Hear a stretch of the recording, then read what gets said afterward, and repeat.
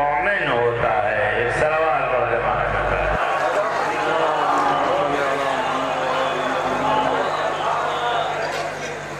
آپ ادھر دیکھیے کون جا رہا ہے کون آپ کو کیا مطلب میرے صلوات پڑھے محمد و آل محمد.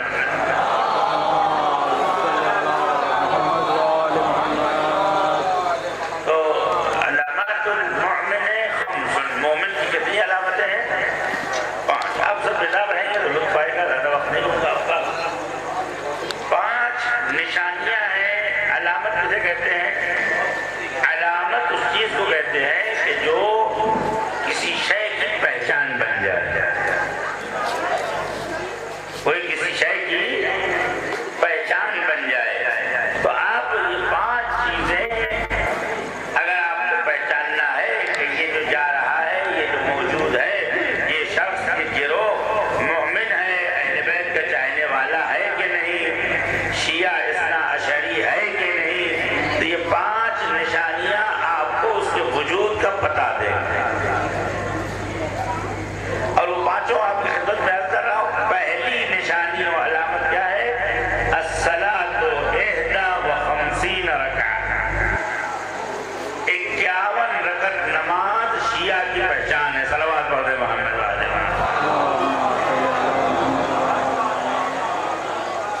بس آگے آ جائیے. بہت صلوات پڑھیے محمد و آل محمد. میں بھی ایک زینہ نیچے آتا ہوں، آپ بھی آپ صلوات پڑھیے.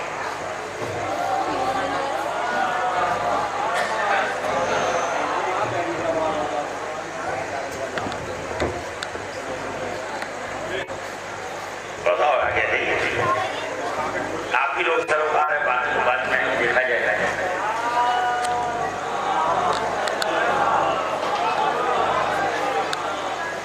دیکھیے جتنا ثواب جو ہے نماز کی اگلی صفوں میں ہے، اتنا ہی ثواب مجلس کی اگلی صفوں میں ہے. صلوات پڑھ دیں محمد.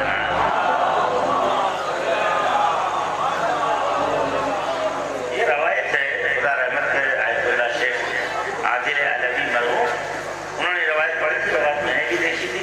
وہ فرماتے ہیں کہ جہاں پر ممبر رکھا جاتا ہے، وہ ممبر جہاں رکھا جاتا ہے، ممبر کو ذریعہ حسین علیہ السلام کا درجہ ہے. ایک صلوات پڑھ دیں.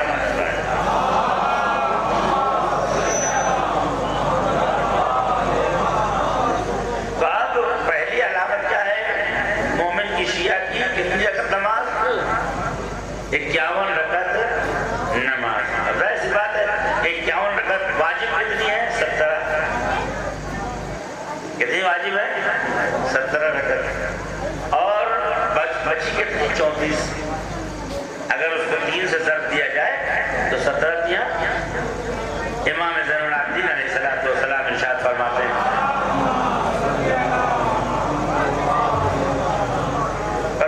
کہ اللہ تعالیٰ نے ہر ایک واجب، 1 رکعت واجب نماز کے عوض میں اللہ نے 2 رکعت نماز جو ہے مستحب رکھی ہے کہ اگر اس 1 رکعت واجب میں کہیں کوئی کمی ہو تو نوافل اسے پورا کرا.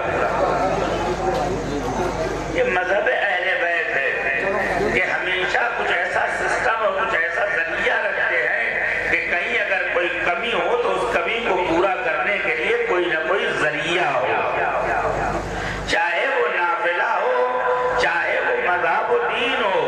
شاید نمازوں کی شفاعت کا نام نافلہ ہو، مومنین کی شفاعت کا نام ولایت امیر المؤمنین علی بن ابی طالب ہے.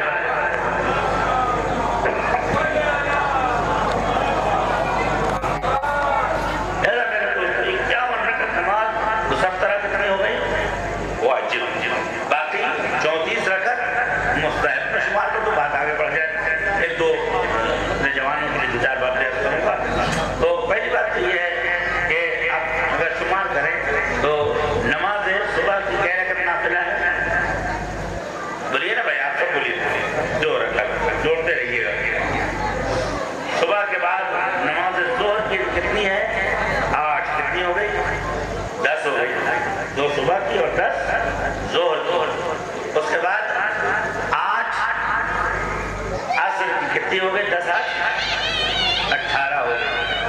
اس کے بعد مغرب کی نافلہ کہہ رکعت ہے 4 رکعت.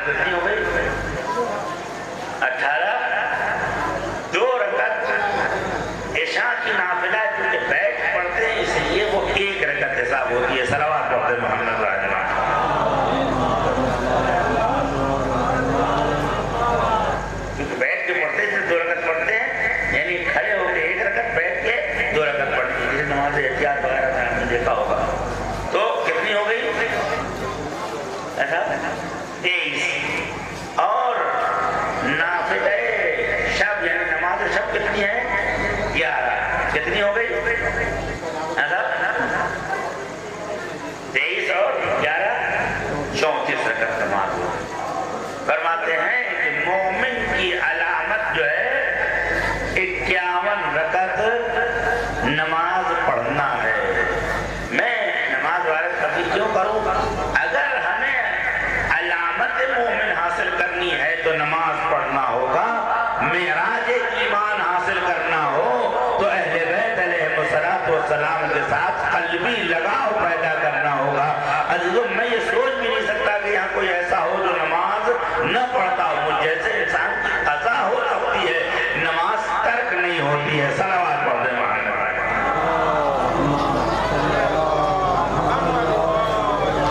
اب ایسی بات ہے کہ ان نمازوں میں سب سے زیادہ جس کی اہمیت دی گئی وہ نماز شب، نماز مستحب تو نماز ہے۔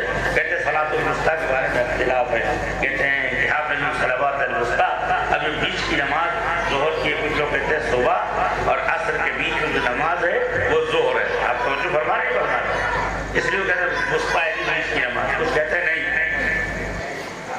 اصل میں مغرب اور ظہر کے بیچ میں جو نماز ہے وہ نماز فجر ہے۔ الی آخر علماء کہتے ہیں کہ زاویتاً جو ہے کئی نماز وسطیٰ ہو سکتی ہے، لیکن سب سے زیادہ ثواب جس نماز میں ہے وہ نماز صبح ہے۔ صلوات محمد علیہ۔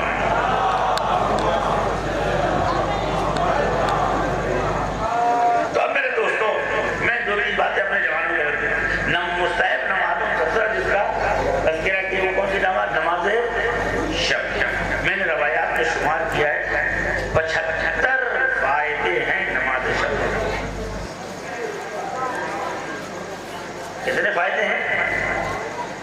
کہتے ہیں کہ میرے استاد آیت اللہ علمہ شیخ محمد تقی بہیت، آپ نے نام سنا آغائے محمد تقی اس صدی میں وہ آدمی عام انسانوں میں معجزہ تھا۔ آغائے بہیت کہتے تھے کہ دنیا چاہیے تو بھی نماز شب پڑھو، آخرت چاہیے تو بھی نماز شب پڑھو۔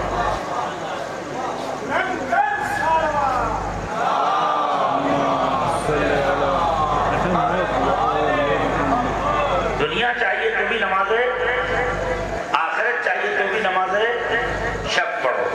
کہتے ہیں نماز شب پڑھنے والے کو روایت میں ہے، امام فرماتے ہیں کہ نماز شب جو پڑھتا ہے پروردگار عالم اس کے چہرے پر نور اضافہ کر دیتا ہے۔ چہرہ کیا ہو جاتا ہے؟ ہاں بولیے، نورانی ہو جاتا ہے۔ اب اگر میں آپ کو یاد دلاؤں کہ نورانی چہرہ کسے کہا گیا ہے، علماء بیٹھے ہیں لہذا میں بات کہہ سکتا ہوں، دعائے مصطفیٰ آپ کر سکتے ہوں گے۔ یا علی انت وصیتک علی منابر من نور مبیضۃ وجوہہم حولی وہم جیران۔ علی، حشر کے دن جب ساری دنیا پریشان رہے گی حساب و کتاب میں، لیکن جیسا سنیں گے ویسا سناؤں گا، حشر کے دن جب دنیا حساب و کتاب میں پریشان رہے گی، علی آپ اور آپ کے شیعہ نورانی چہرے کے ساتھ منبر پر بیٹھے ہوں گے۔ یا علی انت وشیتک مبیضۃ الوجوہ، ان کا چہرہ کیا ہوگا؟ بولیے نا بھائی، ان کا چہرہ کیا ہوگا؟ سفید ہوگا۔ علی منابر من نور، نور کے منبر پر بیٹھے ہوں گے۔ اس کا مطلب یہ ہے کہ علی کا چاہنے والا ہونے والا جہاں بھی بیٹھے، فرش تو مجازن کہا جاتا ہے، آپ جہاں بیٹھ جائیں وہ عرش پروردگار ہے۔ جہاں آپ تشریف رکھتے وہ عرش پروردگار، یہی تو وجہ ہے کہ فرش والے، عرش والے جو فرش پہ آئے تو عرش والے پریشان ہو گئے، کبھی کھانا پہنچانے کے بہانے، کبھی جھولا جھولانے کے بہانے، کبھی چکی چلانے کے بہانے، کبھی سلام کرنے کے بہانے۔ ادھر دیکھا کہ علی نے اندھیرے میں آفتابہ تلاش کیا، جبرائیل بھی آ گئے، میکائیل بھی آ گئے۔ جبرائیل کہاں چلے؟ پلنے والے، علی کو آفتابے کی ضرورت ہے وضو کرنے کے لیے۔ میکائیل آپ کہاں چلے؟ فرمایا وضو کے بعد کسی رومال کی ضرورت ہے تو میں رومال لے کے جا رہا ہوں۔ فرق پہچانو، ساری دنیا فرشتوں اور جنت کے حصول کے لیے تڑپتی رہتی ہے، وہ تمہارا مولا و آقا ہے، ہمارا مولا یہ ہے کہ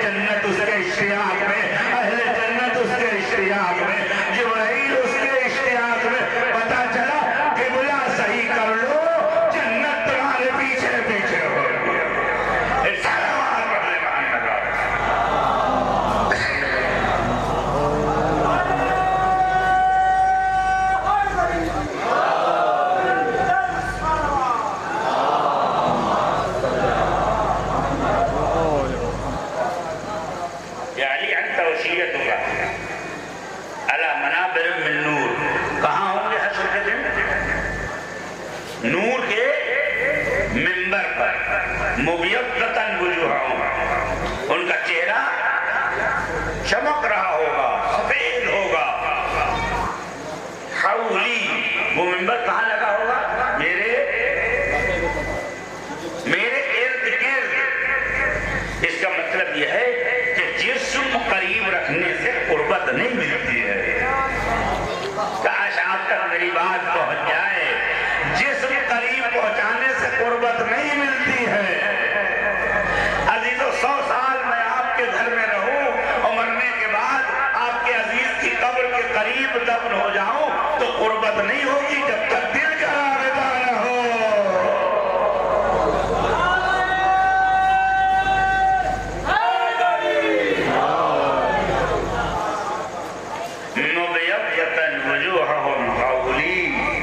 میرے ارد گرد وہ تو جن کا سفید چہرہ ہے. امیر المومنین کے القاب میں ایک لقب قائد الغر المحجلین. کیا لقب ہے؟ قائد الغر غر کہتے ہیں چمکدار. وہ چاند جو ہر مہینے کا شروع کا چاند ہوتا ہے، اندھیرے میں وہ چاند نظر آتا ہے. اسی لیے کہتے ہیں قرۃ الشوال، قرۃ ربیع الاول. اور وہ گھوڑا جس کی پیشانی کے اوپر سیاہ گھوڑا ہو اور پیشانی پہ سفید بال اگے ہوں تو اسے کہتے ہیں غرہ. قائد غر المحجلین، علی آپ ان کے قائد ہیں، ان کے امام ہیں جن کی پیشانی چمک رہی ہوگی. عزیزوں بہت سے مفہوم ہو سکتے لیکن اتنا سمجھ میں آیا علی کی قیادت میں وہی جا سکتے ہیں جن کی پیشانی سے نور سجدہ نظر آ. قائد غر المحجلین. امیر المومنین کا لقب یہ ہے کہ ہمارا قائد کون ہے؟ وہ کہ جو ان کا قائد ہے کہ جن کی پیشانیوں سے نور چمک رہا ہو، چہرہ نورانی ہو، چہرہ سفید ہو. اس کا مطلب یہ ہوا کہ یہ نور کا تعلق پوست سے نہیں ہے، اسکن سے نہیں ہے، کھال سے نہیں ہے. اس سفیدی کا تعلق ایمان سے ہے، اس سفیدی کا تعلق کردار سے ہے، اس سفیدی کا تعلق چہرے کی پاکیزگی سے ہے. جب ہمیں وضو کا طریقہ سکھایا گیا تو چہرے پر پانی ڈالو، اللہم بیض وجہی یوم تسود الوجوہ. جس دن لوگوں کے چہرے کالے پڑ جائیں خدا اس دن ہمارا چہرہ نورانی فرما دے. ایک سلام پڑھ دے باہر.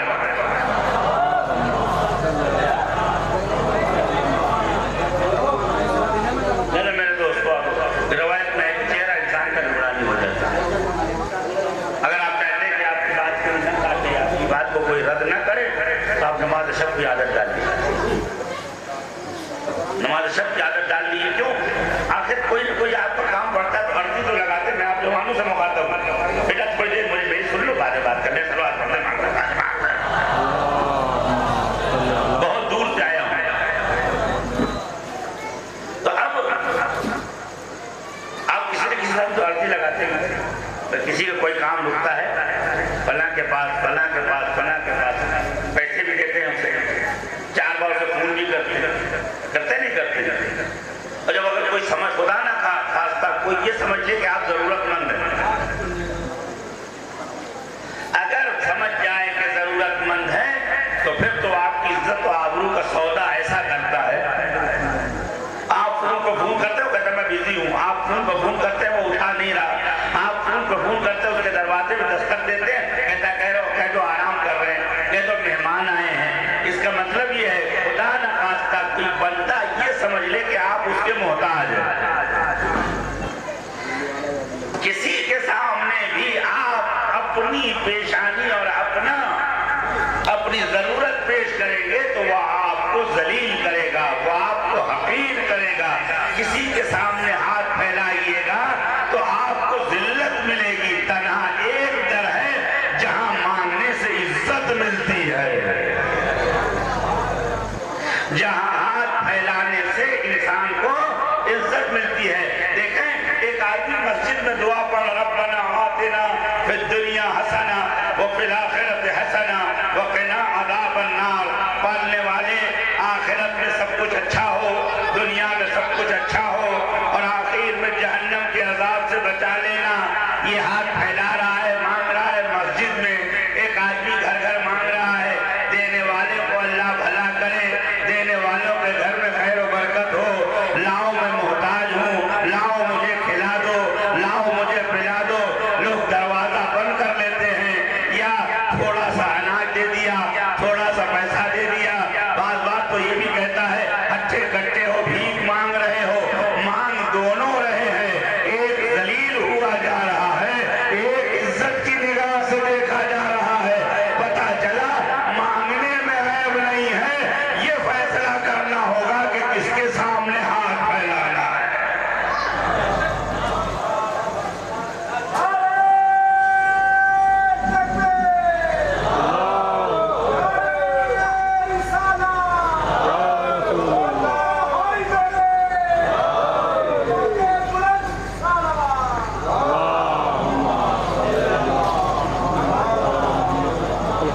یہ فیصلہ کرنا ہو کس کے سامنے مانگنا ہے۔ کہتے ہیں انسان اگر اپنے خدا کے سامنے ہاتھ پھیلاتا ہے تو عزت دار ہو جاتا ہے۔ میں آپ سب سے مخاطب ہوں، تقریر کرنے میں ایک پیغام لے کے آئے ہوں آپ کی خدمت میں۔ اللہ کے سامنے ہاتھ پھیلاؤ، عزت دار ہو جاؤ۔ فقیر بھیک مانگے تو کیا کہ بھیک مانگ رہے تھے، اور آپ مسجد سے آتے، ارے صاحب دعا پڑھ کے آ رہے ہیں۔ نہیں غور نہیں فرمایا، فقیر بھیک مانگ کے آتا ہے کہ جو آ گیا بھکاری، لیکن آپ مسجد سے ہاتھ پھیلا کے آتے ہیں، کہتے صاحب ہمارے لیے بھی دعا کیجئے، آپ اللہ کی بارگاہ میں ہیں، آپ اللہ کی بارگاہ۔ اس کا مطلب یہ ہے کہ ہر کے دروازے کو کھٹکھٹاؤ گے، ذلت نصیب ہوگی، خدا کے در پہ جاؤ گے، تمہیں عزت بھی ملے گی۔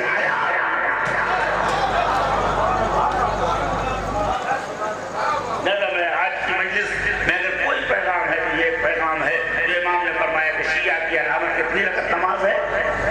51 رکعت۔ عادت انشاءاللہ آپ سب پڑھتے، میں اپنی بات کر رہا ہوں، عادت کیجئے نماز شب چھوٹے 2 رکعت نہیں 1 رکعت۔ میرے استاد کہا کرتے تھے، آیا انصاری شیعہ کہتے تھے کہ کتنا بھی تھکے ہو یہ دیکھ رہے ہو کہ نیند سو نہ جاؤں، وضو کرو، 1 رکعت نماز، نہ 1 رکعت، ایک سجدہ سبحان ربی تاکہ تمہارا نام اس لسٹ سے کاٹ نہ دیا جائے کہ آج کی شب عبادت کرنے والے ایک شخص امیر المؤمنین علی بن ابی طالب علیہ السلام کی تو نے کہا مولا میں بڑی محنت کر رہا ہوں، جاگتا بھی ہوں، کوشش بھی کرتا ہوں، لیکن میں نماز شب نہیں پڑھ رہا۔ ظاہر سی بات ہے کبھی کوئی ایسا کام کیا ہو، کوئی ایسی غذا کھاؤ تو پریشانی ہو جاتی ہے، کچھ نہیں تو انسان کو خلا کی حاجت ہو جاتی ہے، کچھ نہیں تو آج کل ٹیلیفون ہے، کسی کا فون آ گیا، اللہ اکبر، تیار ہیں، کوشش کی۔ آپ نے فرمایا تم نہیں پڑھ سکتے ہو، نماز شب پڑھنا توفیق ہے، خدا جسے بلاتا ہے وہی آتا ہے۔ تمہارے گناہوں نے تمہارے پیروں میں بیڑیاں ڈال دی ہے۔ عزیزو اگر کسی شب میں آزاد سونا چاہتے ہو، وضو کر کے 2 رکعت نماز، 2 رکعت 11 کی 2 رکعت نہیں پڑھ سکتے 11، 2 رکعت نماز شب پڑھتا ہوں قربتاً اللہ، وضو کیا اور سجدے میں رکھا، اس کے بعد ہاتھ پھیلایا۔ پالنے والے دنیا کے سامنے ہاتھ پھیلاؤں گا، ذلیل ہو جاؤں گا، روٹی تو دے دے، کپڑا تو دے دے، مکان تو دے دے، عزت تو دے دے، حیات تو دے۔ اور ایک بات اور کہوں، پالنے والے سب سے بڑی نعمت ولایت اہل بیت ہے۔ امام زمانہ کے دل میں میری محبت ڈال دے، ایک سلوات پڑھ دے محمد۔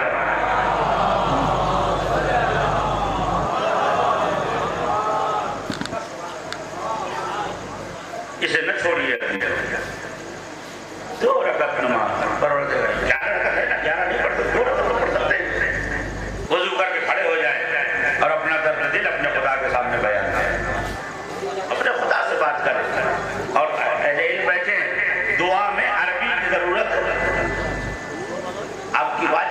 میں قنوت پڑھا، پالنے والے میں بھوکا ہوں کھانا دے، پالنے والے میں پریشان ہوں، پالنے والے عزت کو ڈر رہا ہوں، پالنے والے میرے بچوں کو اردو میں بات کیجیے، کب تک اردو نہیں آتی؟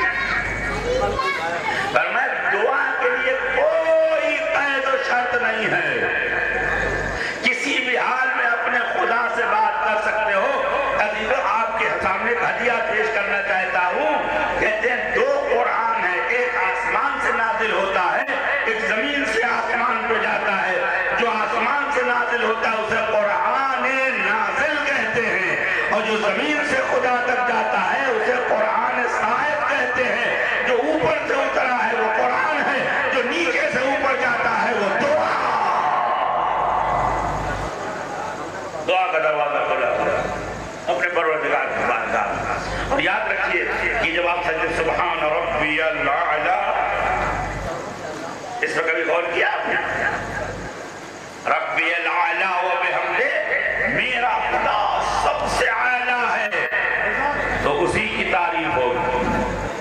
ابھی سمجھتے ہیں؟ آپ کو کسی نے اپنی گاڑی پہ نہیں بٹھایا، آپ کی دعوت، اپنی بڑی دعوت میں آپ کو نہیں بلایا، لوگوں کے سامنے آپ کی قدر نہیں کی، آپ کا کرتا پھٹا ہوا تھا حقارت سے دیکھا، آپ کے گھر کا چھپر گرا ہوا تھا آپ کو حقارت سے دیکھا، آپ کی چپل ٹوٹی ہوئی تھی آپ کو حقارت سے دیکھا، آپ کے پاس چلنے کے لیے سواری نہیں آپ کو حقارت سے دیکھا۔ حقارتوں سے بچنے کے لیے جو سب سے بڑا قلعہ اللہ نے بنایا ہے وہ سجدہ ہے۔ سجدے میں سبحان ربی الاعلی و بحمدہ، میرے خدا بلڈنگ نہ صحیح، کاخ نہ صحیح، محل نہ صحیح، گاڑی نہ صحیح، لیکن جو میرا خدا ہے وہ آسمانوں کا خدا ہے، وہ ہواؤں کا خدا ہے، وہ زمینوں کا خدا ہے، وہ علم کا خدا ہے۔ یہ وہ خدا ہے کہ اگر ارادہ کرے تو حبشے سے کالا حبشی محسن اسلام بن جائے۔ فرمایا صلاۃ 51 انسان کو اپنے پروردگار سے مرتبط ہونا چاہیے۔ اس کا مطلب ہے ایمان کا تعلق ہی نماز سے ہے۔ صلوات پڑھ دینا۔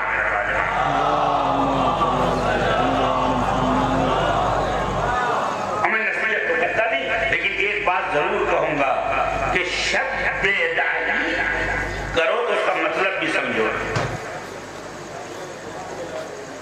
شب صبح جاگنے کے لیے، شب بیدار ہونے کے لیے، یعنی تمام شب اگر بیدار رہ کے عبادت کی، مستحب انجام دیا، اور جب واجب کے ادا کرنے کا وقت آیا تو شب بیداری صبح خوابی۔ صلوات پڑھ دیں محمد و آل محمد۔ ایک اور صلوات پڑھ دیں محمد و آل محمد۔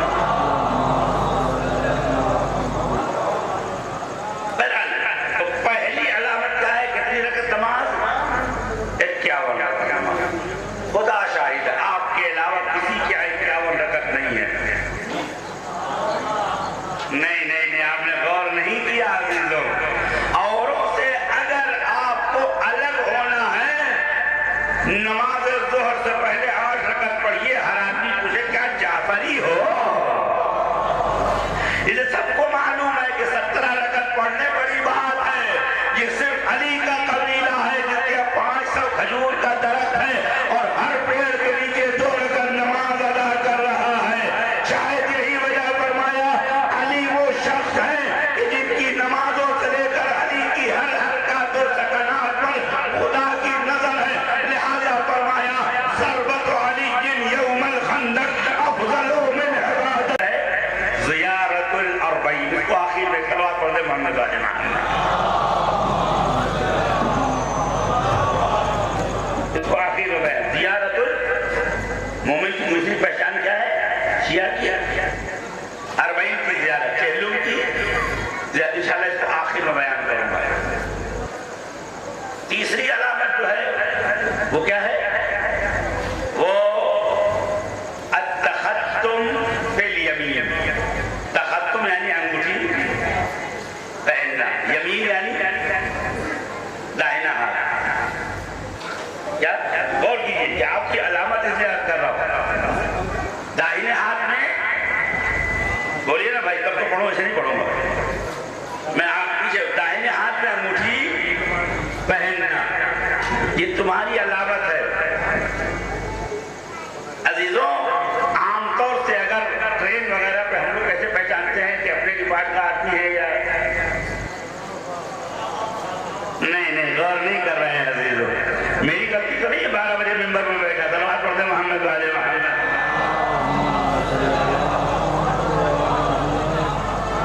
بس ٹرین وغیرہ کیسے پتہ لگاتے ہیں ہم آپ. اب میں اپنا بات میں گزر رہا تھا میں دلی سے آ رہا تھا لکھنؤ کانپور پہنچا اور ظاہر سی بات ہے کہ بہت سے لوگ پتہ کیسے لگاؤں. مجھے یاد آیا درود و سلام محمد والے محمد کے اوپر.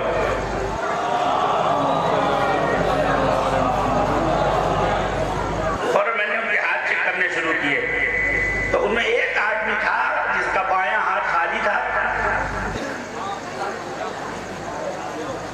اور اس کے داہنے ہاتھ میں انگوٹھی تھی. میں نے کہا السلام علیکم. نے کہا وعلیکم السلام. میں نے کہا بھائی عقیق بڑا خوبصورت ہے. میں کہا حضور عقیق ہاں خوبصورت تو ہے. اب میں اس سے پہلے کہ پوچھتا اس نے کہا صاحب خوبصورت کیوں نہ ہو یہ میں ایران سے لے آیا ہوں. میں نے اسے سینے سے لگایا. اس نے کس لیے سینے سے لگایا. میں نے کہا تم سے پہلے تمہارا امام بتا گیا تھا کہ شیعہ کون ہے غیر شیعہ کون ہے. ایک سلام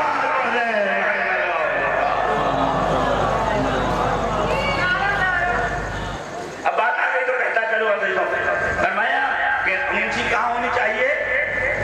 ہاں بولیے نا بھائی. دائیں ہاتھ سب سے افضل انگوٹھی کون سی ہے. عقیق یمن. عقیق یمن. اب عقیق یمن کے صرف روایات کو شیعہ سنی سب نے نقل کیا ہے لیکن ہمارے پاس معتبر روایات ہے. روایت میں یہ النبی صلی اللہ علیہ وآلہ وسلم روایت ہے فرماتے ہیں کہ جبل العقیق عقیق اول جبل. اچھا عقیق نب کا نام نہیں ہے اس پہاڑ کا نام ہے جس میں سے یہ نکلتا ہے. کیا کہتے ہیں جبل عقیق کا پہاڑ. جبل روایت میں غور کیجیے گا مومن کی علامت ہے.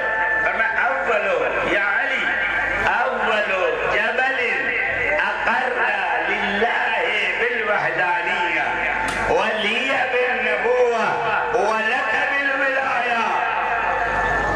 علی عقیق پہلا وہ پہاڑ ہے جس نے خدا کی وحدانیت کا اقرار کیا. نہیں میرا مجمع سننا نہیں چاہتا یا بیدار نہیں ہے.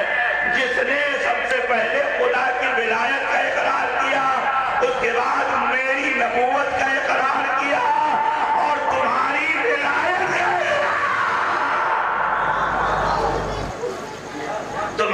ولایت کا اقرار کیا. وَبِالْوَلْشِيَّتِكَ بِالْجَنَّةِ. سب اقرار کرنے کے بعد اس پہاڑ نے کہا کہ میں یقین سے یہ کہہ سکتا ہوں کہ علی کا شیعہ ہی جنت میں جائے گا. محمد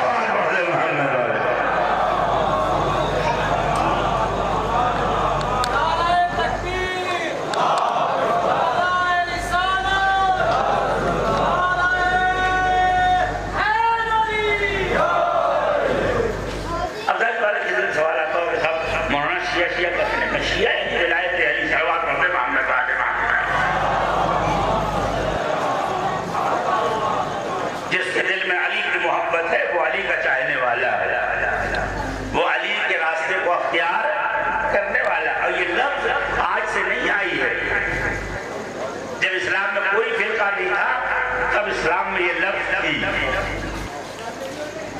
عزیزوں قرآن میں آیت ہے وَإِنَّ مِن شِيَّتِهِ لَإِبْرَاهِيمَ. اور ان کے شیعوں میں ایک شخص ہے جس کا نام کیا ہے ابراہیم ہے. یہ قرآن کی آیت ہے. حضور سے پوچھے یا رسول اللہ یہ کس کے شیعہ ہیں ابراہیم. فرمایا حضرت ابراہیم کو جب اللہ نے ملکوت آسمان و زمین دکھایا تو حضرت ابراہیم علیہ السلام نے دیکھا کہ کچھ ایسے ستارے ایک ستارے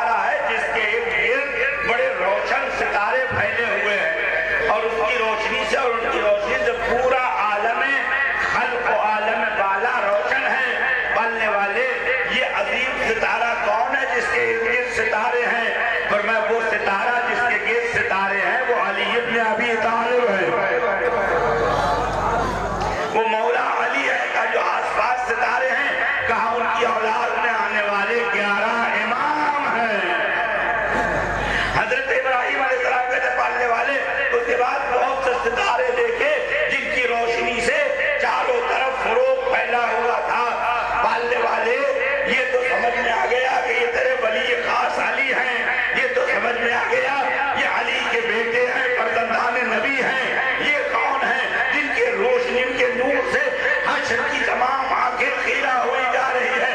آواز آئی ابراہیم، یہ جو لاتعداد ستارے چمک رہے ہیں وہ اس علی کے شیعہ ہیں، وہ اس علی کے شیعہ ہیں۔ حضرت ابراہیم نے فوراً ہاتھ اوپر اٹھا دیا، اللہم اجعلنی من شیعتے، خدا اگر علی کے شیعہ ایسے ہوتے ہیں تو مجھے بھی علی کے شیعہ میں قرار دے دے۔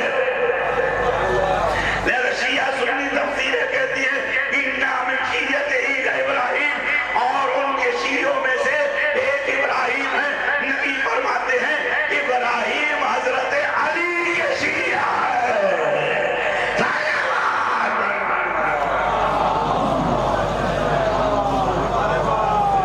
ایک اور سوال پڑھ رہے محمد،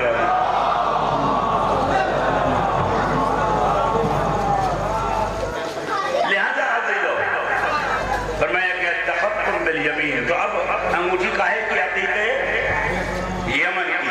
عقیق یمن نے سب سے پہلے ولایت امیر المومنین علی بن ابی طالب کو قبول کیا۔ روایتوں میں ایک رکعت نماز، بعض روایتوں میں 70 رکعت کے برابر، بعض روایتوں میں 100 رکعت کے برابر عقیق یمن کا ثواب ہے۔ عقیق یمن مصیبتوں کو دور کرتا ہے، عقیق یمن آنکھوں کی روشنی بڑھاتا ہے، عقیق یمن کے بہت سے فوائد ہیں۔ ایک جملہ کہوں اور اپنی بات کو آگے بڑھاؤں، اگر ایک پتھر جو بے جان ہے اگر وہ علی کی ولایت قبول کر لے، نہیں آخری مجمع تک میں سننا چاہتا ہوں، اگر ایک بے جان پتھر ولایت علی قبول کر لے تو اس کا یہ درجہ ہے، اگر زندہ دل ولایت علی قبول کر لے تو اس کا کیا مطلب؟ یہ تیسری علامت ہے۔ چوتھی علامت جو ہے وہ التعفیر التعفیر الجبین، پیشانی کو خاک پر رکھنا۔ کہاں؟ پیشانی کو، ذرا بولیے یہ آپ کے مطلب کی چیز ہے، پیشانی کو کہاں رکھنا؟ خاک کے اوپر۔ اب یہ کون سی خاک ہے؟ یہ کون سی خاک ہے؟ بولیے نا بھائی، خاک شفا۔ خاک شفا کا درجہ ہم نے پہچانا نہیں۔ روایتوں میں ہے کہ اگر کسی کو ڈر ہے کہ اس کا سامان لٹ جائے گا، فَلْيَجْعَلْ فِي أَسَاسِهِ شَيْئًا مِّن تُرْبَةِ الْحُسَيْنِ، تو اپنے سامان میں ذرا سی خاک شفا رکھ لے، خدا اس کا سامان چوروں سے بچا لے گا۔ تو اگر خاک شفا سامان میں رکھ جائے تو چوری سے بچ جائے، اگر محبت صاحب خاک شفا دل میں آ جائے تو انسان گناہ سے بچ جائے گا، بزہکاری سے بچ جائے گا، خیانت سے بچ جائے گا، اور وہ انسان اتنا عظیم ہوگا کہ عزیزو ساری دنیا اسے جھکانا چاہے گی، اسے کوئی جھکا نہیں سکتا۔ تو اب روایتوں میں ہے خاک شفا، اب ایک نسخہ بھی دے سلوات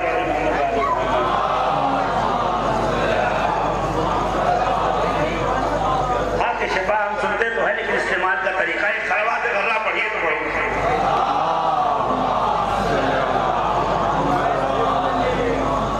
خاک شفا کے استعمال کا طریقہ جو روایت میں آیا ہے، اگر اس پہ عمل کیا جائے تو بیماریوں کو شفا ملتی ہے۔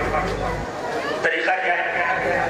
فرمایا کہ خاک شفا ذرا سی تھوڑی سی، وہ بھی بہت زیادہ نہیں، کہتے ایک عدس کے برابر، یعنی مسور کی دال کے برابر، بلکہ روایتوں میں اس سے بھی کم۔ بعض روایتوں میں یہ ہے کہ وضو کر کے نیت کر کے خاک میں ہاتھ ڈالے، جتنی غبار انگلی میں رہ جائے وہی اس کے لیے شفا ہے۔ صلوات پڑھ دے مانا۔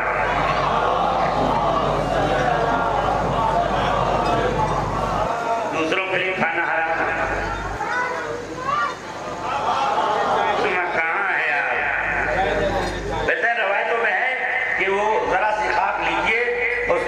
3 بار انا انزلنا پڑھیے، 3 بار انا انزلنا پڑھیے. اس کے بعد یہ جملات ہے عربی کے، آپ اردو میں کہہ لیجیے. پلنے والے یہ تربت کہ تو نے اسے قرار دیا ہے ہمارے لیے شفا، تو نے اسے قرار دیا ہے ہمارے لیے غذا. پالنے والے اس انسان کے صدقے میں جو اس خاک میں دفن ہے، ان عظیم لوگوں کے صدقے میں جن کا خون اس خاک میں ملا ہوا ہے، اور اس عظیم شخصیت کی ماں حضرت فاطمہ زہرا صلوات اللہ وسلامہ علیہ، صلوات اللہ وسلامہ علیہا، اور ان کے والد امیر المؤمنین اور ان کی اولاد الطاہرین کے صدقے میں وجعل هذا الطین لی شفاء و دوا، پالنے والے اس مٹی کو میرے لیے دوا بنا دے اور بیماریوں کی شفا بنا دے. اور اس کے بعد ذرا سا آپ کھائیے اور جہاں درد ہے وہاں اسے لگا لیجیے. امام فرماتے ہیں انشاءاللہ خدا شفا عنایت فرمائے گا. صلوات محمد وعلیہ. تو ہمیں سجدے کا حکم کہاں دیا گیا؟ کھا کے، کہاں دیا گیا؟ کھا کے. یہ آپ کی نشانی کیسے ہے میں آپ کو بتایا دیتا ہوں. میں اکثر سفر کرتا ہے. ایک بار میں قطر کے ایئرپورٹ پر 8-10 گھنٹہ میرا اسٹے، تو میں مسجد میں جا کے بیٹھ گیا. اب نماز کا وقت ہوا، نماز پڑھتے ہیں، ہر مسلمان کا کام ہے، ہمیں بھی پڑھنا چاہیے. ڈرنا کس بات کا؟ میں نے آپ کی شفا کا رومال جو تھا وہ کھولا. کھولنے کے بعد نماز پڑھی، انہوں نے پڑھی، ہم نے بھی پڑھی. نماز ختم ہوئی، اس کے بعد سارے لوگوں نے مجھے گھیرے میں لے لیا. میں نے آرام سے نماز کو ٹھہر ٹھہر کے پڑھی تاکہ انہیں پتہ چل جائے کہ صحیح والی کون سی ہے، غلط والی کون سی ہے. اور ایک بات اور کہوں گا عزیزو، جہاں جائیے اپنے اماموں والی نماز پڑھیے. جب تک مارکیٹ میں صحیح نماز نہ آئے تو غلط صحیح ہو جاتی ہے. نہیں آپ تک بات نہیں پہنچی. جب تک صحیح مال مارکیٹ میں نہ آئے تو غلط صحیح ہو جاتا ہے. کہیں بھی رہو آل محمد کی نماز رکھو تاکہ آئینہ بن جاؤ. نماز صحیح کون سی ہے، غلط کون سی ہے. حضرت امیر علی بن ابی طالب صلوات اللہ وسلامہ علیہ، دیکھو صلوات پڑھتے محمد وعلی محمد. فرماتے اللہ اللہ اللہ تخلو بیوت ربکم، خبردار اپنے خدا کا گھر نہ چھوڑنا. یہ تمام شیعوں سے کہا. حسنین نے کریمین سے فرمایا کہ مکہ ضرور جانا، خانہ کعبہ ضرور جانا. نہیں جاؤ گے تو عذاب نازل ہوگا. یاد کیوں؟ اس کا مسئلہ یہی ہے. اب میں عام مسلمان گھر میں پیدا ہوا، ہمیشہ میں نے نماز خاص انداز میں پڑھی. سمجھ گئے بات؟ کبھی یہاں کبھی یہاں پھر جیسے پڑھی. اب میں نے اس کے علاوہ کہیں دیکھا ہی نہیں، دیکھنے کا موقع بھی نہیں ہے. بدعت ہے، نماز ٹوٹ جاتی ہے تو نکاح ٹوٹ جاتا ہے، تو فلاں ہے، دھماکہ ہے. مولوی لوگ طرح طرح کے بہانے لے آتے تاکہ کوئی فرقہ کسی فرقے کی نماز نہ دیکھ سکے. خدا شاہد میں مذہب بدل دوں گا. میں تمام مفتیان اسلام سے ہاتھ جوڑ کے کہتا ایک دن اگر تم تشہد زور سے پڑھ دو مسئلہ ختم ہو جائے گا. نہیں پیچھے والے ساتھ نہیں دے رہے. ایک دن زور سے تشہد پڑھ دو مسئلہ ختم ہو جائے گا. عزیزوں، جو تشہد ہے چاہے شیعہ تشہد ہو یا سنی تشہد ہو، اس کا طریقہ یہی ہے: الطیبات للہ والزاکیات للہ والتحیات للہ، اشہد ان لا الہ الا اللہ وحدہ لا شریک لہ واشہد ان محمدا عبدہ ورسولہ. اس کے بعد اللہم صلی علی محمد وآلہ، اللہم صلی علی محمد وآلہ. ادھر دیکھیے، چھوڑیے ایک صلوات پڑھیں، آگے آ جائیے. ایک اور صلوات پڑھیے محمد وآلہ محمد.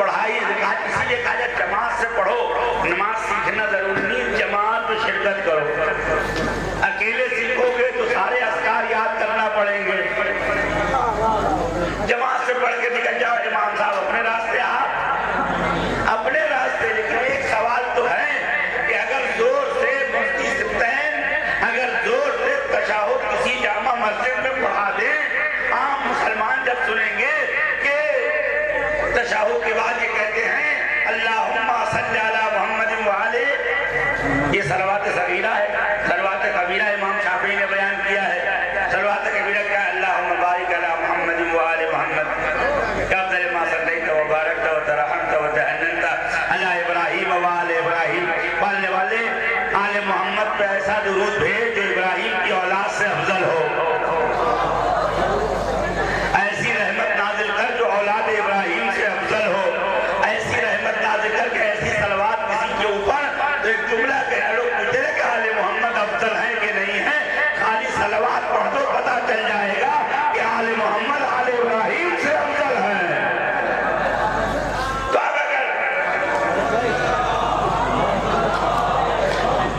اب اگر زور سے تشہد پڑھ دیا جائے تو یہ نمازی پوچھیں گے امام صاحب سے کہ حضور یہ جو آپ نماز میں صلوات پڑھ رہے تھے اللہم صلی علی محمد وآل محمد یہ کون ہے؟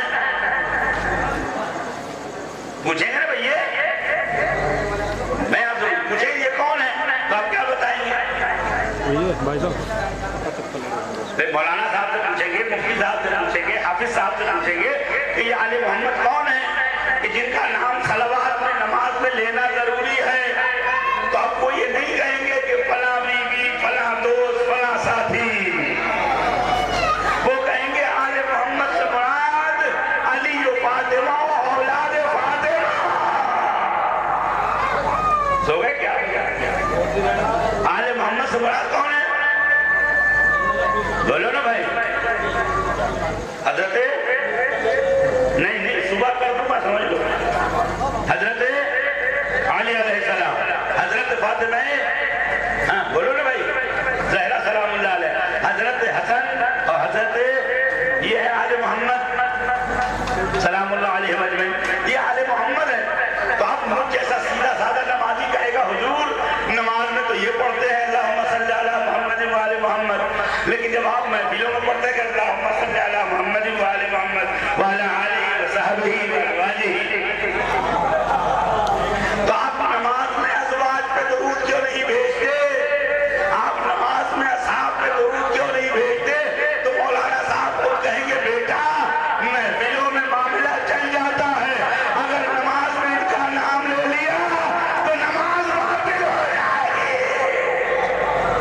تو اس جملہ کہنے دوں آل محمد اور اصحاب و ازواج میں اتنا فرق ہے، اصحاب و ازواج کا نام اگر نماز میں لے لیا جائے تو نماز باطل ہے، اور آل محمد کا چھوڑ دیا جائے تو نماز باطل ہے۔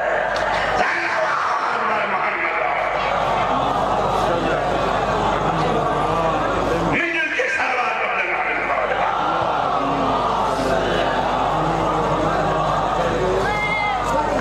جیسے ایک دن علماء صلوات قاعدے سے پڑھ لے تو مسئلہ حل ہو جائے گا۔ جب آپ ان کے جائیں گے، جب آپ اس طرح نماز پڑھیں گے تو میں اپنے عالم سے پوچھوں حضور یہ کون سی نماز ہے؟ تو کہیں گے یہ نماز جو ہے ایک خاص گروہ پڑھتا ہے جن کو مثلا امامی کہتے ہیں یا زیادہ دوستی محبت دکھائی تو رافضی کہتے ہیں۔ اچھا یہ کس کے اسٹائل میں پڑھتے ہیں؟ تو کہیں گے جعفر صادق نے ایسے پڑھی۔ ہم کہاں ہو جعفر صادق نے کیوں پڑھی؟ کیوں ان کے بابا حضرت باقر نے ایسی پڑھی۔ حضرت باقر نے کیوں پڑھی؟ کیونکہ ان کے بابا حضرت سجاد نے ایسی پڑھی۔ حضرت سجاد نے کیوں پڑھی؟ اس لیے کہ ان کے چچا اور بابا حضرت حسن حسین نے پڑھی۔ حضرت حسن حسین نے ایسی کیوں پڑھی؟ کیونکہ ان کے بابا علی نے پڑھی۔ علی نے کیوں پڑھی؟ اس لیے کہ انہوں نے دیکھا کہ رسول نے ویسی پڑھی۔ آپ کی ایک نماز تاریخ میں چھپی ہوئی مکاریوں کو آیا کر دیتی ہے۔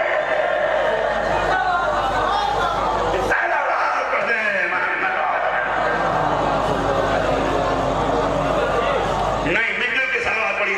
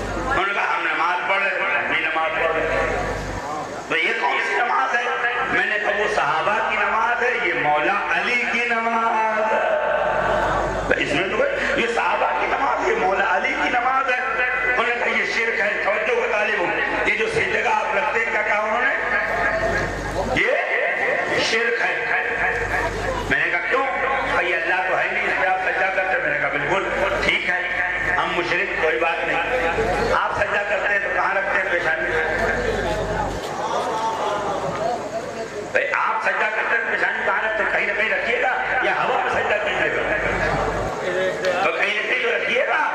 तब यह है कि या आप चटाई पे रखेंगे या मार्बल पे रखेंगे या कालीन पे सजदा करेंगे, तो हमें आप में इतना फर्क है कि हमारा खुदा जो मिट्टी वाला है वो सस्ता है, आपका खुदा मार्बल है वो महंगा है। सजदा तो दोनों पैर पे करते हैं, बस दिल मिला के 8-10 आदमियों ने कहा इन्नमा मस्जिदो ला अला सज्जादे ला लिस्सज्जादे अला सज्जाद, हम चटाई पर करते हैं, चटाई का नहीं करते हैं। नहीं नहीं जो गौर नहीं किया, सबने कहा हम चटाई पर सज्जा करते हैं, चटाई का नहीं करते। तो मैंने भी सीना ठोक के कहा हम आगे शफा पर करते हैं, आगे शफा कर रहे हैं।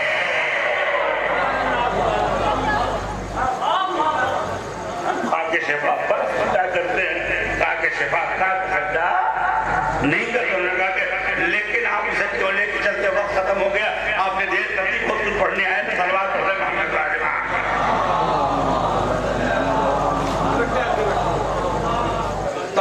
तो उन्होंने फौरन इतराज किया कि साहब ये मिट्टी लेके क्यों चलते हैं। उन्होंने कहा आप अपनी किताब नहीं पढ़ते, सही बुखारी में लिखा है कि रसूल खुदा के बाद कुछ सहाबा है, उन्होंने कहा या रसूल अल्लाह सर्दी में कंकरियां जो है बिल्कुल ठंडी रहती हैं, हम सजदा करते हैं, हमारी पेशानी जो है सर्दी लगती है, झाड़ा लगता है, सजदा नहीं हो पाता, इजाजत दें कि हम उसको अपने जेब में रखे रहें, जब आए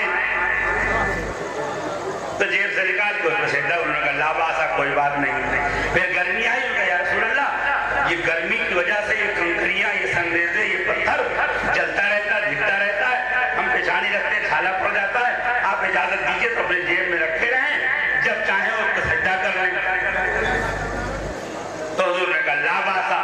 मैंने कहा जब कंकरी उठा के जेब में रखी जा सकती है, नहीं नहीं नहीं अजीजों, जब कंकरी उठा के जेब में रखी जा सकती है, पत्थर चलता हुआ जेब में रखा जा सकता है ताकि उस पर सजदा किया जा सके, तो अजीजों आके शिफा को जेब में रखने में क्या हर्ज है। और याद रखिए पत्थर जमीन का हिस्सा है लेकिन जमीन नहीं, पत्थर जमीन का हिस्सा है लेकिन हकीकतन असली जमीन नहीं है, क्योंकि जमीन के अंदर है लिहाजा जमीन का हिस्सा है, इसलिए सजदा जायज है। लेकिन रसूल फरमाते शिया सुन्नी ने नकल किया है जो इलैहि अल्लाह को मस्जिदन व तुहूरा, अल्लाह ने जमीन को मेरे लिए सजदागाह बनाया है।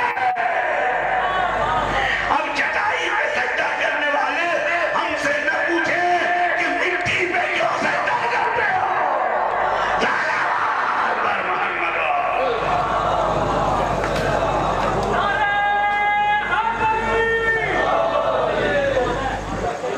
क्या कुछ अच्छा नहीं, अब बताने की जरूरत है, आपने जगह निकाला, आधे लोग समझ जाते हैं कि साहब। उन्होंने कहा आप इसे ले क्यों फिरते हैं। मैंने कहा पहली बात तो ये है, अच्छा अल्लाह मदद करता, अचानक कोई भी रहा, मुझे बंगाली लगा, कोई वॉशरूम था, बैतुल खुला में दाखिल हुआ, नंगे पैर बाहर निकला, पैर भीगा हुआ था और उसी गीले पैर से चटाई पे आ गया। मैंने कहा मियाँ जो मजहब सकीफा से चलता है वहाँ तहारत की गुफ्तगू मायूब होती है। नहीं अब आप न समझे तो मैं क्या करूँ। जो मजहब सकीफा से चलता है वहाँ तहारत की गुफ्तगू मायूब होती है, और जो मजहब गदीर से शुरू होता है वहाँ तहारत के अलावा गुफ्तगू मायूब होती है।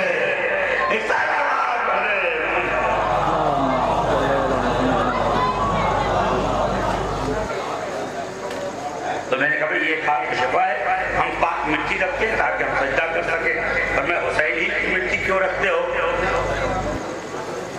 मैंने कहा कोई है हुसैन जैसा जिसने अपने खुदा के लिए सब कुछ कुर्बान कर दिया हो। अब जो बातें मैंने कही मैं ये तो नहीं कह सकता। मैंने कहा जिससे तुम आगे पीछे फिरते हो वो अपनी जान बचाने के लिए पहाड़ों में नजर आते थे, जिनके आगे पीछे तुम फिरते हो वो अपनी जान बचाने के लिए पहाड़ों पे नजर आते थे। हम उस हुसैन की खाक देख फिरते हैं जिसने सारी दुनिया के सामने ये साबित कर दिया कि मोमिन मर तो सकता है, जलील नहीं हो सकता।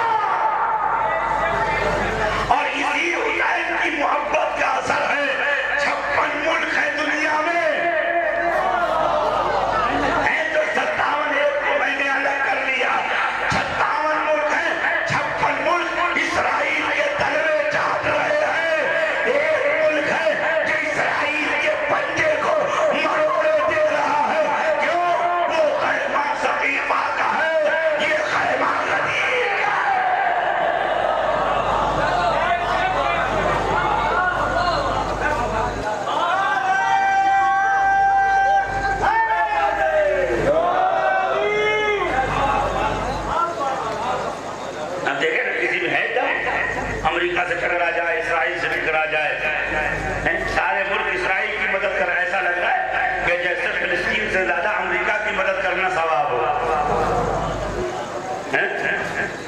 تو مطلب آپ سمجھئے کہ جس کے یہاں حسین نہیں ہوتے وہاں نہ مردانگی ہوتی ہے نہ بہادری ہوتی ہے۔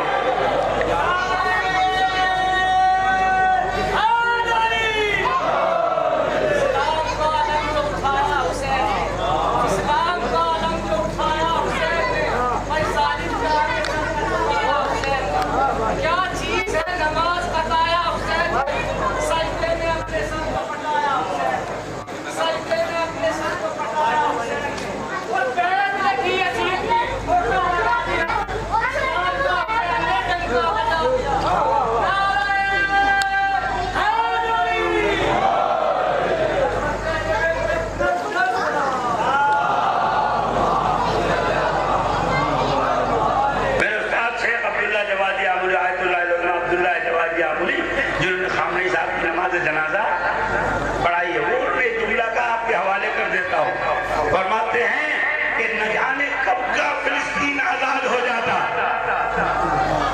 لیکن آج تک فلسطین اس لیے نہیں آزاد ہوا کہ فلسطین کے پاس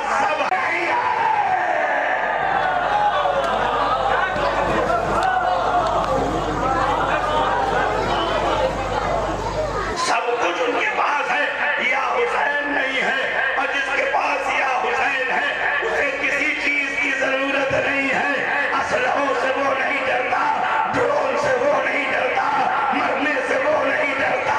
جب دنیا کے حکمراں سرنگوں میں چوہوں کے جیسے چھپے ہوئے تھے تو سید علی خامنئی اپنے گھر میں بیٹھ کے اعلان کر رہے ہیں ہماری رگوں میں اسی علی کا خون دوڑ رہا۔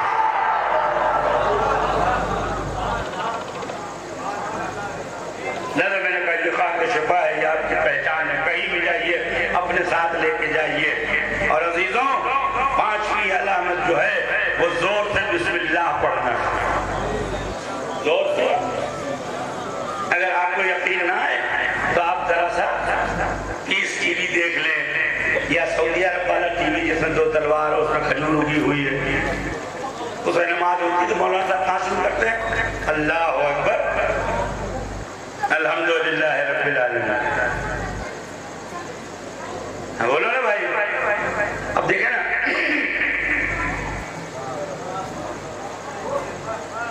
نہیں سنو تو سنا عزیزوں، 2000 کلومیٹر کا سفر طے کر کے آیا ہوں، یہی کہیں سے آتا تو 10 منٹ میں ختم کر دیتا، لیکن بہت دور سے ہوں، 10-15 منٹ میرا حق بنتا ہے۔ صلوات پڑھیں محمد علی محمد۔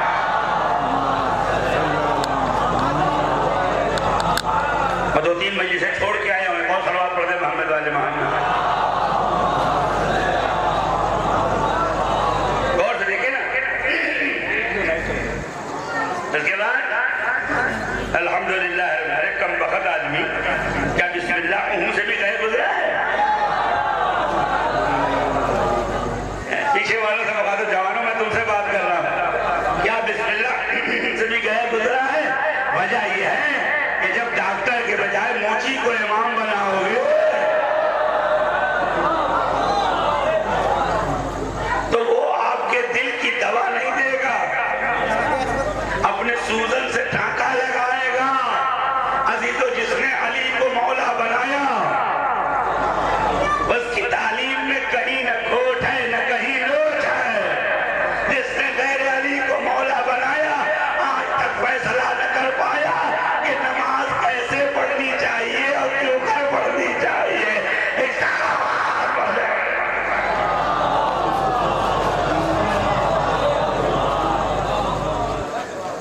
اب بسم اللہ الرحمن الرحیم زور سے پڑھو، جیسے ہی آپ زور سے پڑھو گے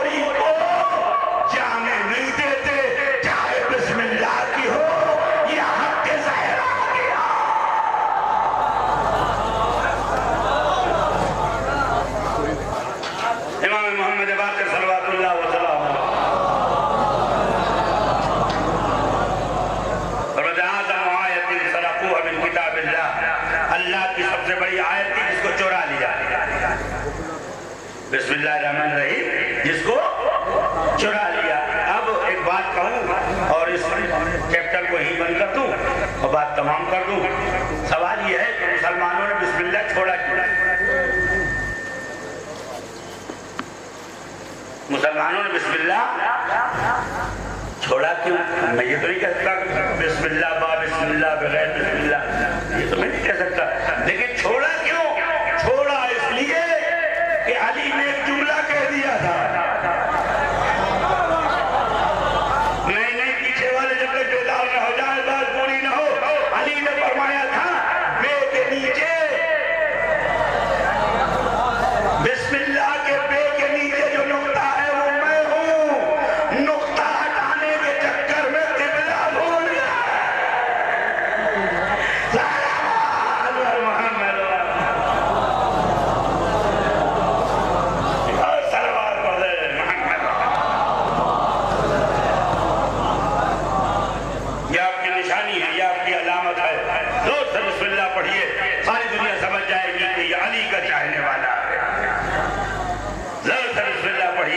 ساری دنیا جان جائے گی کہ یہ علی کا چاہنے والا ہے۔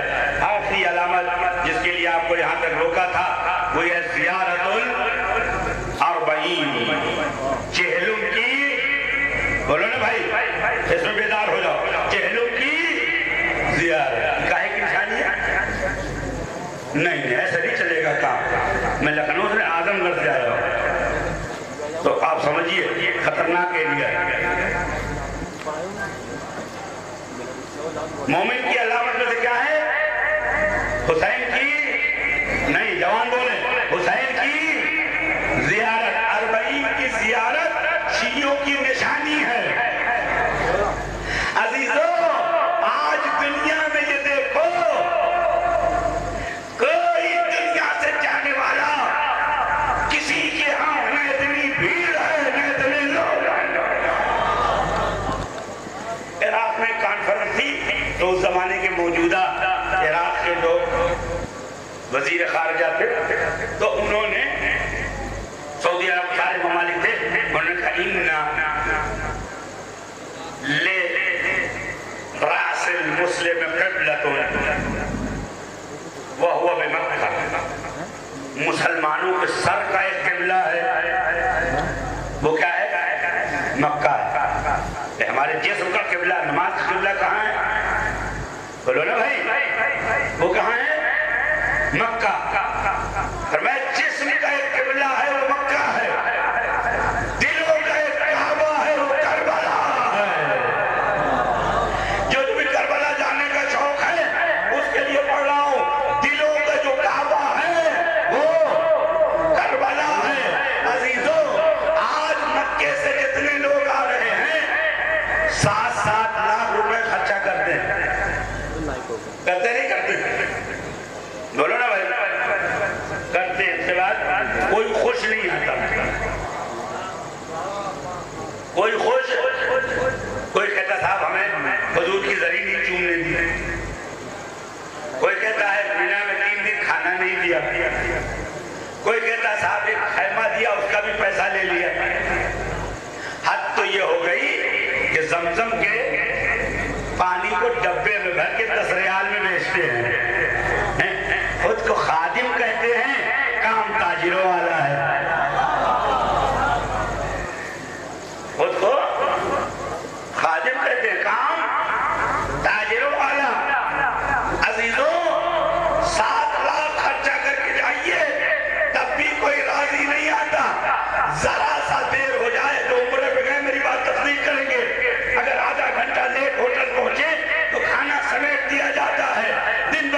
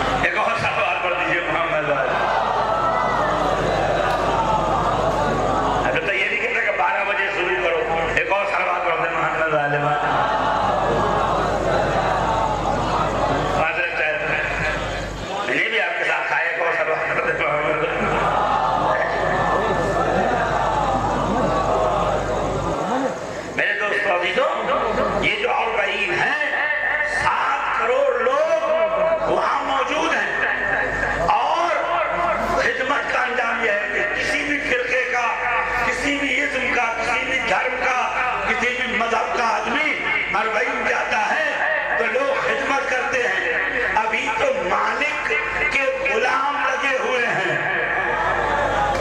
ارے جیسے یہاں پر حسین کے غلاموں نے آپ کی خدمت کی ہے،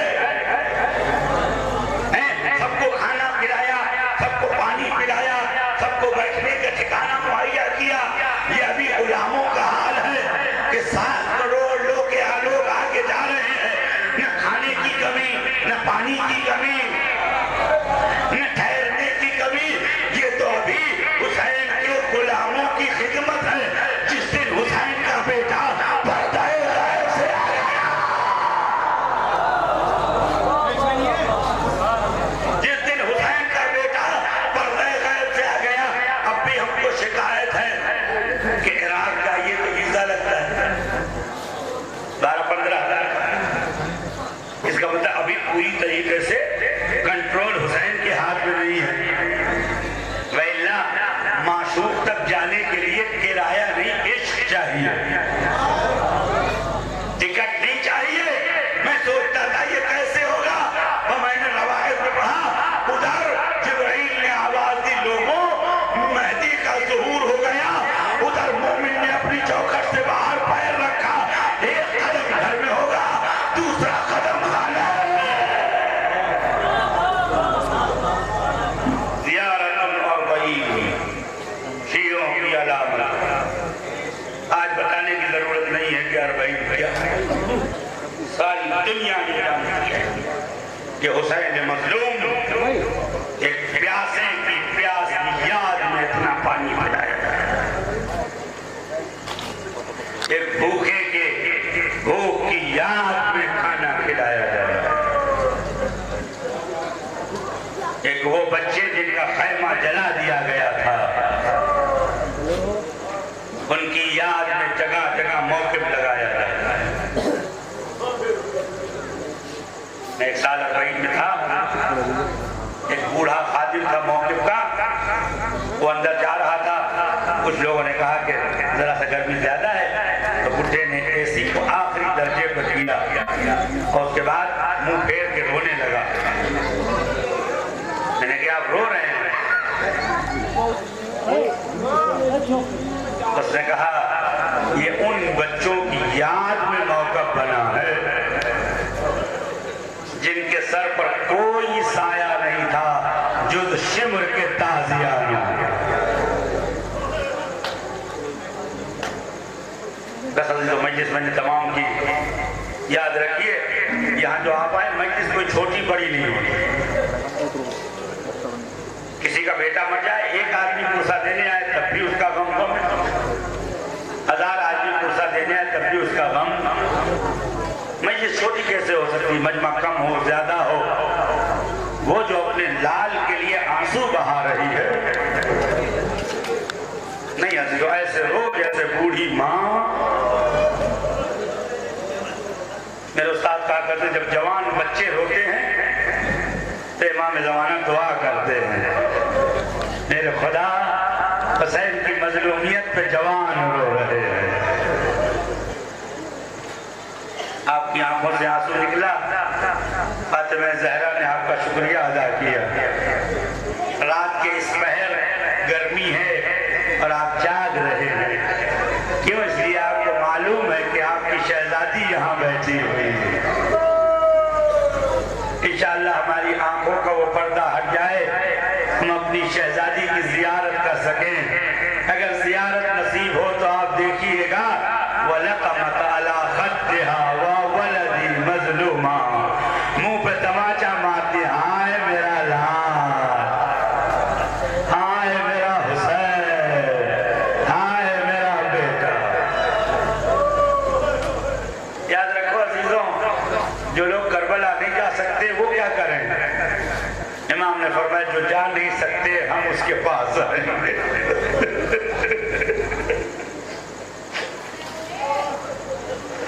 یہ فرض کرو کہ کربلا میں بیٹھے ہو، یہ فرش عزا حسین کا گھر ہے۔ عزیزو یہ جملہ انشاءاللہ آمادہ عزا ہو جائیں، یہاں آ کے بیٹھ جاؤ، حسین کی فہرست میں آپ کا نام آ جاتا ہے۔ ابھی ایک مولانا نے ترین کی ایران کے بہت بڑے عالم ہیں، وہ کہتے ہیں کہ میرے ساتھ ایک آدمی تھا، میں نے کہا چلو پیدل چلیں، اس نے کہا بھائی میں اتنا پیدل نہیں چل سکتا، انہوں نے کہا چلو فلاں موقف میں اچھا تبرک بڑھتا ہے، کہتے وہاں آیا تو کہا یہی سے میں لوٹ جاؤں گا، کھانا کھایا، تبرک کھایا، اس کے بعد سو گیا، آدھی رات کو اٹھا اور چیخنے لگا اور ساری لائٹیں جلا دی، فرمایا تم لوگ پیر پھیلا کے سو رہے ہو؟ سارے لوگوں کو کیا بات ہے؟ فرمایا تمہیں نظر نہیں آتا آقا حسین آئے ہیں، حق ادا کرو گریے کا، تمہیں خبر نہیں آقا حسین آئے ہیں؟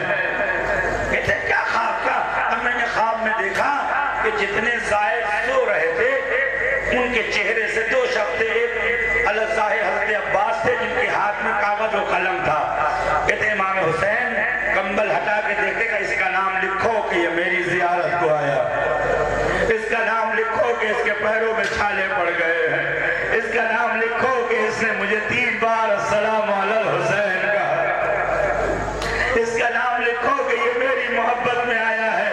یہ آدمی کہتا جیسے ہی میرا کمبل ہٹایا میں نے کہا کہ میں تو کھانا کھانے آیا تھا، اور میں اس کا بھی لکھو چونکہ میرے دسترخوان پر بیٹھا اور اٹھتے وقت کہا السلام علی الحسین، اس حسین پہ سلام جس کے ہونٹ پیاس سے سوکھ کر پھٹ گئے تھے، اس حسین پہ سلام جس کی زبان میں کانٹے نکل آئے تھے، اس حسین پہ سلام جو فرات کے کنارے مارا گیا، دریا بہ رہا تھا اور وہ پیاسا تڑپ رہا تھا۔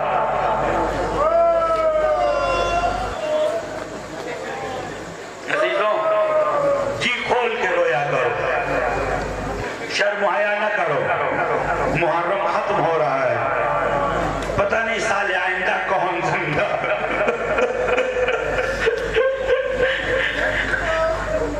آج اپنا سارا معاملہ حل کر لو۔ شیخ عباس قمی کے بیٹے آوائے محدث زادے کہتے ہیں جب بھی کوئی کام نہ بن رہا ہو تو امام زمانہ کو ان کی ننھی پھوپھی سکینہ کا حوالہ ہے۔ جن کے گھر میں ننھی بچیاں ہیں میں ان سے معذرت چاہتا ہوں، اگر میری آواز ماں و بہنوں تک پہنچتی ہے تو میں ان سے معذرت چاہتا ہوں، ننھی بچی بڑی نازک ہوتی ہے۔ عزیزوں خالی چہرے اور آنکھوں میں غصہ لے آؤ تو وہ کانپنے لگتی ہے۔ خدا آپ کے بچوں کو سلامت رکھے۔ عزیزوں 3 سال روایتوں میں 3 سال کی بچی یا 4 سال کی بچی، 4 سال کی بچی ٹھیک سے دوڑ بھی نہیں پاتی ہے، اگر تیز دوڑتی ہے تو گر جاتی ہے۔ حمید کہتا ہے رأیت صغیرۃ تجری والشمر خلفہا، میں نے دیکھا ایک ننھی بچی بے حال ہو کے دوڑ رہی ہے، شمر اس کے پیچھے کوڑا لیے ہے، وہ بچی آواز دیتی واہ محمدہ واہ حیدرہ واہ حمزہ۔ ننھے ننھے بچے میرے سامنے بیٹھے، میں معذرت چاہتا ہوں۔ دیکھو بھائی کا بچہ گود میں سو گیا ہے، باپ جب زندہ ہو تو بیٹوں کو چین سے نیند آتی،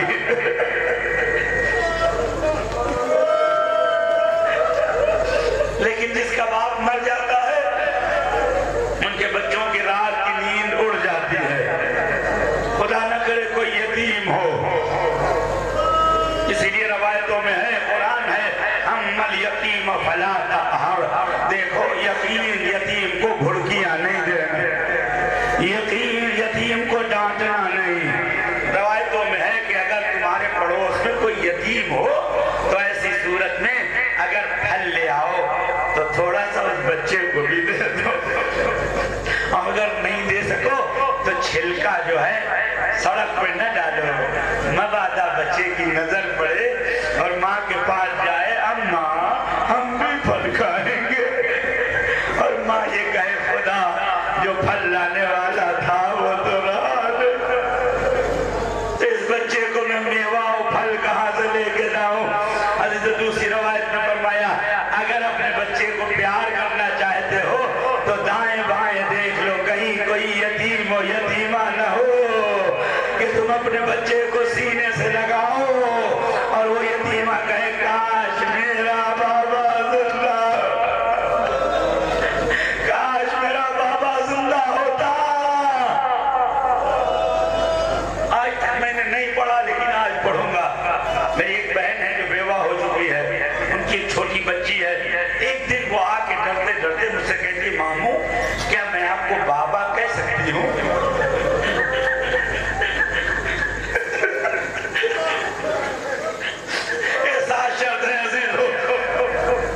मसाइल पढ़ा नहीं जाता, महसूस किया जाता है। क्या आपको बाबा कह सकती हो? मैंने कहा क्यों? कहा जब कोई बाबा कहता है तो मुझे मेरे बाबा याद आते। ये सारी बातें आपने सुन ली। यतीम बच्ची अगर छोटी हो तो दौड़ नहीं सकती, यतीम बच्ची को डांटना हराम, यतीम बच्ची को झड़कना हराम। लेकिन हाय हुसैन की यतीमा, अभी तो ये जुमला कह रहा हूं, जब जब याद आएगा रोगे। फौजी का हाथ बड़ा मजबूत होता है, अरे जो तमाचा मारा सकीना मुंह के बल गिर गए, तड़पने लगी, हाय चचा, हाय बाबा, मुझे मालूम हो गया।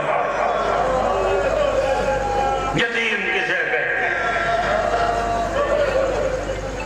बस अजीजों, 2-3 मिनट और रहमत तमाम। बात यह है, सकीना आपने सुना होगा कि मेरे बुंदे छीन लिए, सुना होगा बुंदे छीन लिए, बात को पढ़ते उतार लिए। नहीं, ऐसा नहीं है। रवायत में है आपके घर बच्ची, जिनकी क्या छोटी बच्ची हो, मेरी बात समझ में आए, बहनें खूब समझती हैं। जब बच्चों को शुरू कान में बुंदे पहनाए जाते हैं तो कभी कभी बिस्तर पर या चादर में बुंदे फंस जाते हैं, वो बच्ची तड़प जाती है। मेरा भी ये वाकया पेश आया, बच्ची ऐसे तड़प के रोती है कि जैसे कोई उसे ज़बाह कर रहा हो, इसलिए कि कान की तकलीफ बड़ी अजीब होती है, कान की लवें बड़ी नाजुक होती है। या मैं आखिरी मजमे से बात कर रहा हूँ, एक आदमी भी बगैर आंसू के न रहे। या फातिमा ज़हरा, मैं आपसे माज़रत चाहता हूँ, आका हुसैन, आपसे माज़रत चाहता हूँ, मौला मेहदी, आपसे माज़रत चाहता हूँ। शिमर ने बुंदे छीने नहीं, मरहूम सैयद फरमाते, शिमर करीब आया, बुंदे पड़े, जोर से झटका दिया, खाने की लवें फट गई, खून का फव्वारा जारी हो गया, बच्ची तड़पने लगी, ए चचा मेरी मदद को। बस अभी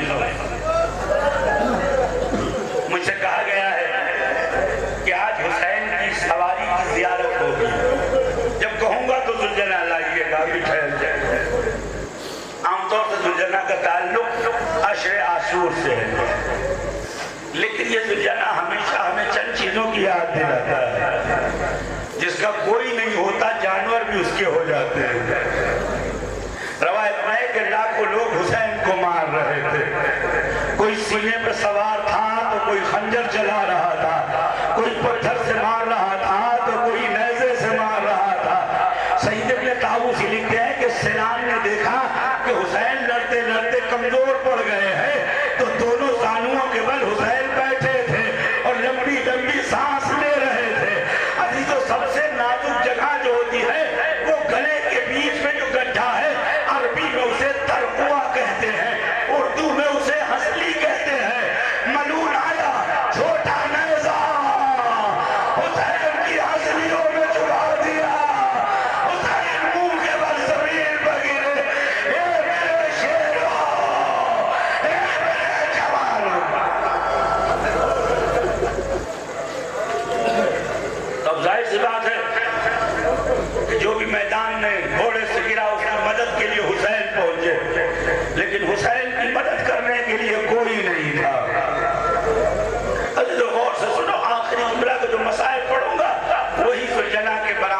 मसाइब होगा। रवायतों में है कि लोगों ने कहा घोड़े को पकड़ लो, उमर साहब ने कहा घोड़े को पकड़ लो। लोगों ने क्या देखा कि वो घोड़ा हुसैन के इर्द गिर्द फिरने लगा। मगर वो मुहतशम काशानी के अजब नहीं बेज़बानी में कहा हो, आका अब्बास न सही मैं हूँ, आका अकबर न सही मैं हूँ, हबीब न सही मैं हूँ। अजीजों, जो भी हुसैन पे हमला करता था रवायतों में है 40 जालिमों को जहन्नम तक पहुंचाया या 17 जालिमों को मारा। उसके बाद उमर साद ने कहा छोड़ दो, देखो ये घोड़ा करता क्या है। या साहिब ज़मान, क्या देखा, अपनी पेशानी को हुसैन के खून में मलना शुरू किया। फतलत्तखा जबीनहु बिदमिल हुसैन, अपनी पेशानी को हुसैन के खून से रंगा, रंगता हुआ हाईवे के करीब आया। इमाम मोहम्मद बाक़ी फरमाते जोर जोर से ही निना रहा था, ठहरो, जोर जोर से ही निना रहा था, पैर जमीन पे मार रहा था। लोग कहते क्या कहा, इमाम मोहम्मद बाक़ी फरमाते कह रहा था अज़लीमा अज़लीमा। ए आले मोहम्मद निकलते क्यों नहीं, ए आले मोहम्मद खैमों से निकलो, हुसैन मारे जा रहे हैं। शायद यही रहता है 1900 ज़ख्म तने चाक चाक पर हुसैन निकाल, हुसैन करता है। बस अजीज तो तैयारी कर लीजिए। ये घोड़ा खैमे तक आया। एक नफ्सियाती बात को तमाम करूंगा।